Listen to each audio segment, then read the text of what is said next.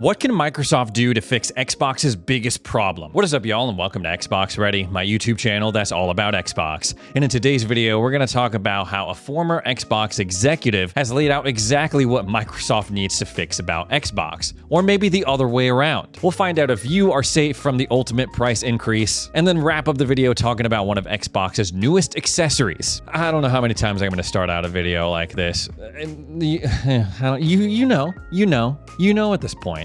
Xbox raised the price of Game Pass Ultimate, restructured the other two tiers, and then a bunch of craziness followed. We've been talking about it for a straight almost week and a half on the channel, and a lot of people got a lot of opinions. A lot of influencers, a lot of YouTubers, a lot of fans, a lot of people in the gaming industry, including people who were instrumental in that original Xbox team. I am referring to, of course, Laura Fryer. A couple months back, we talked about her in this video that she did for her YouTube channel, talking about the Xbox Ally and how she thinks that Microsoft and Xbox, they're destroying the value that original team built up by giving away their exclusives and coming out with these partner devices like they're doing with Asus. And in the wake of these Game Pass price increases, she's made another video that's really interesting. I mean, her perspective is so unique and cool. You should really go check it out if you have the chance. She lays down a really good argument against what Microsoft and Xbox are currently doing. The crux of her argument is that Xbox,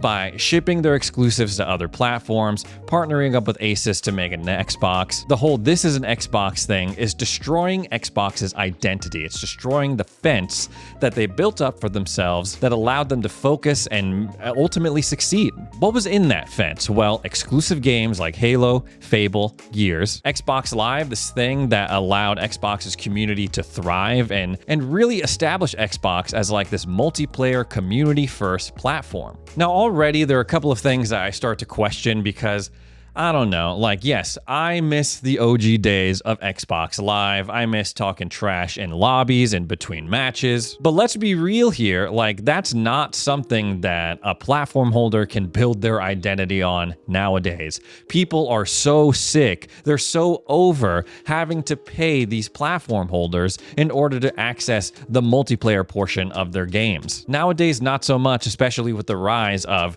games that totally bypass that, free-to-play games like Fortnite, Apex, so many others. In terms of the exclusive games, though, I get it. Yes, that was a huge part of Xbox's identity. Hey, you can only play Halo, the new Halo game, on an Xbox console. And if you're not playing the new Halo game, you're gonna show up to school and be made fun of. They'll call you a loser. You're missing out. I've kind of softened to Xbox giving away their exclusive games at this point. Yes, Nintendo has great exclusives. Yes, PlayStation does too. But I think over the years, more and more people are yearning for multi-platform games, cross-platform games, cross-play games. Exclusive games can still be cool. They can still drive hardware, of course, but I feel like they're becoming less and less important and will be even less so like 10 years into the future. I refuse to believe that good games can only be made if they're exclusive. Like, that just sounds backwards to me. Like, we can only make good games if we force you to buy a specific box to play that game on. And yes, Xbox has been up to some wild stuff over the past few weeks, but still, the idea of being able to take my games across a multitude of devices, that's cool, and that's something that only Xbox can do. That doesn't mean that what Laura's saying isn't true, because they are definitely losing focus. They're a little bit all over the place at this moment. And she actually puts it in a really good way. If everything is an Xbox, then nothing is.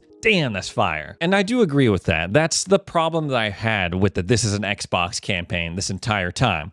Yes, this thing can play Xbox games, but it can't do everything that an Xbox can do, not a console. In a weird twist, she even admits, yeah, I understand why they're trying to move away from consoles and just focus on software and Game Pass. Interestingly enough, I feel like their current direction that they're going in, more PC gaming, more of a games publisher, is something that Laura would have liked at first. She starts out the video saying that before she was working on Xbox, she was working at Microsoft Games and building up that platform on the PC side of things. This video is brought to you by ExpressVPN. Listen, the world's crazy right now, and that includes the virtual world as well. Whenever you're using the internet, there are dozens, if not hundreds of eyes watching your every move, including your internet service provider and a bunch of hackers trying to steal your information. That's where ExpressVPN comes in. They encrypt and reroute 100% of your network traffic through secure servers. This means that your internet service provider can't log your activity. And when you're connected to ExpressVPN, your browsing history will be a total mystery to whoever owns your Wi-Fi. I've been traveling a lot recently, so I've been using a lot of public networks like airport Wi-Fi, random coffee shops while I work on my videos and upload my stuff. So having ExpressVPN giving me that extra layer of security just makes me feel a little bit more safe. ExpressVPN can also open you up to a whole new world, literally. With ExpressVPN, you can unlock your Netflix, Hulu, and Disney Plus's true potential. Like when everyone was freaking out about Solo Leveling, I was like, I'm big into anime, I want to check that out. Instead of having to sign up for another subscription service, I just used ExpressVPN to change my location, and I was able to access it through Netflix. With 3 new plans, you can get all of this for as low as $3.49 a month, and you can get up to 4 extra months free by clicking the link in the description or using my code expressvpn.com/xboxready. Thanks again to ExpressVPN for sponsoring this video. The best point that she makes, the point that absolutely nails it on the head, Xbox's biggest problem, she talks about how back in the day when she first started working on the Xbox team, there was this perception that yeah, Microsoft, though, that was a company for boring guys who wore khakis, whereas people who worked at PlayStation and game development over there, they were cool, man. That was a cool place to be. She says that Xbox made Microsoft cool, made them more relatable. And that's the issue, because that is absolutely correct. Xbox used to have this cool factor. It used to just be cool, man. Xbox was the console that my older brother owned, and just by that virtue alone, I was like, that's cool, man. That's a cooler console. Way cooler than my PlayStation 2. And then as I grew up, going into middle school, Xbox was the console to have because everyone had it. After school, everyone would be playing Halo 3, and if you weren't on that, tough luck, man. You were really missing out. It was community-based. It was cool-based. That's a part of their identity that I really wish that they could go back to even just a little bit. Not saying that Xbox isn't cool now. They're still doing a lot of cool things, but I don't know. It was just different back then. But let's be real, they'd probably have a really hard time recapturing that in the modern era because Xbox was for the boys. Let's be honest, it was for the boys. Back then in the 360 gen, I never heard of a girl wanting to go out and buy an Xbox and play Halo 3. It just wasn't happening. Fast forward to now, and I'm sure that there are some women, some females that watch this channel, but I have access to my analytics, and last time I checked, it was like 98% men watch this channel. Xbox was for the boys back then, it's for the boys now. And back then, Xbox was thinking, okay, what do boys think is cool? Guns. Guns with chainsaws.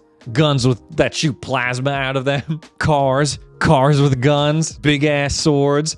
Holographic, scantily clad women, all of that stuff. I mean, you can, to a certain degree, have that sort of stuff in your games. It's just not like back in the day. And again, not to say that Xbox isn't doing cool things right now. I wouldn't have a channel if I didn't believe that. But the Xbox back then, hyper-focused. They had their lane, they had their niche. Nowadays, they're a lot bigger, especially as a game publisher. They're not just about shooters and racing games. No, they cast a much wider net nowadays, especially across the RPG, RTS genres. Their collaboration with Hideo Kojima in OD, that's like something they never would have done back in the day. And I get why they're doing that, because they're trying to appeal to a broader audience. Catering to those boys back in 2006, 2007, probably not nearly as profitable in the modern age, especially now that we're all grown up. But it presents a little bit of a conundrum. How can Xbox regain that cool factor, especially after all of the craziness that's been going on over the past couple of weeks? They really, at this point, only have one hope left.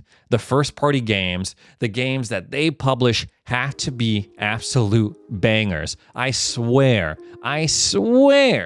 if Gears of War E-Day comes out and it's a 10 out of 10, absolute banger, masterpiece, people are gonna forget about all this crazy stuff. You know why I know that? Because if you look over at the PlayStation side, that's exactly what's going on. Just a couple of weeks ago, people were finding out that they basically were making their consoles cheaper, worse, and they're more expensive than they were at launch. No one is talking about that, in large part because of what's going on with Xbox, but also they're like, Ghost of Yote is really fun. Nobody talks about all the layoffs that happened at Insomniac. No, they're just like, Spider-Man 2 is really fun. So at this point, that's all that Xbox has left. The first-party games, the Xbox classics, the Fable reboot, Gears E-Day, Forza Horizon 6, they have to be bangers. It may not regain that cool factor like we saw 15 years ago, but it'll at least prompt people to move on. So Xbox needs to go back to their old identity. They need to find a new one. Here's the problem with that is that they were already in the midst of reinventing themselves, forging a new identity separate from the one that we knew back 10, 15 years ago. And it was working. Xbox had positioned themselves as this platform that was all about variety and value. All of that depended on Game Pass. It started as 15, went on up to 20, but for 15, 20 bucks a month, you can play more games than you could possibly want in a lifetime, with new ones being added all the time. And people were liking this. A recent study showed that Xbox owners played more games. They played them for less time, but they played more games than gamers on other platforms. So that wide net strategy that we were talking about was working. People were giving other games a try, stepping out of their comfort zones and playing more games. Not just sticking to 1 or 2 games a year. No, they were trying new things, which is great news if you're a first-party studio for Xbox. Through Game Pass and the work that they did to set themselves up as like, oh yeah, like we have all sorts of stuff here that you can try out for a low price, that instantly raised your chances of success on the Xbox platform, even though your game might not be the type of game a certain gamer usually goes for. Now, all of that has gone out the window now that they've increased the price of Game Pass and made it doo-doo, which brings me to my next problem. How many times is Xbox going to change their identity? It's happened so many times just in the period where I've had this channel, 4 years. When I first started off the channel, it was like, okay, yeah, you know what? Xbox One may have been a down year, but now Xbox is primed for a comeback because they bought all these studios, they bought Bethesda, and they're gonna make all those games exclusive to the Xbox platform, give you a reason to buy Xbox hardware. And then we didn't really see any of those games for a while, and in the midst of that, Activision Blizzard started taking over the news cycle. And then when we finally started getting those games in 2023, like Redfall and Starfield, it was like, ooh, perhaps these are not the games that we were looking for. And then that next year, they start doing away with exclusives. Their identity changes again to like, yeah, we're not just about exclusives and driving hardware. We want everyone to enjoy our content, but we're still all about Game Pass and play anywhere and giving you that value. And then they change up again. So how can Xbox regain that cool factor when they keep changing their minds every 2 seconds? It's probably more accurate to say that Microsoft is changing their mind every 2 seconds and Xbox is just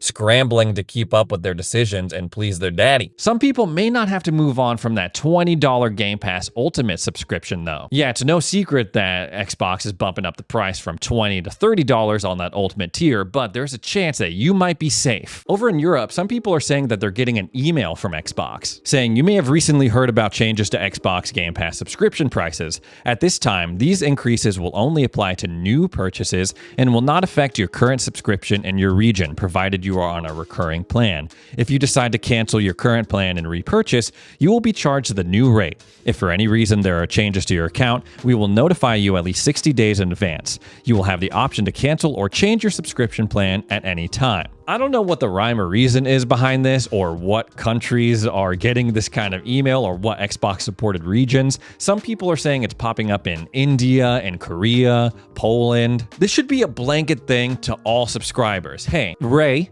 you've been a subscriber for the past 4 years. for your loyalty, for sticking by us. How about we keep you at that $20 price point? As long as you keep your subscription active. If you cancel, decide to come back, then we'll have to charge you more. But if you keep it active, we got you, Ray. But no. That would be way too cool, way too generous. Microsoft can't have any of that. People are theorizing this may have something to do with the European Union's consumer protection laws, which is awesome. I wish I could get that perk without government intervention.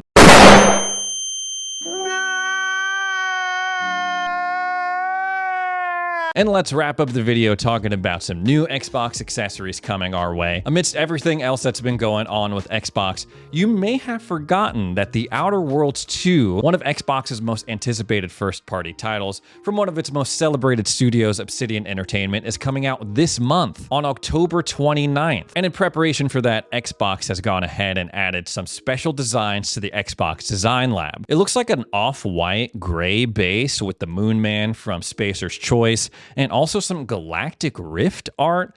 I'm not gonna lie, y'all.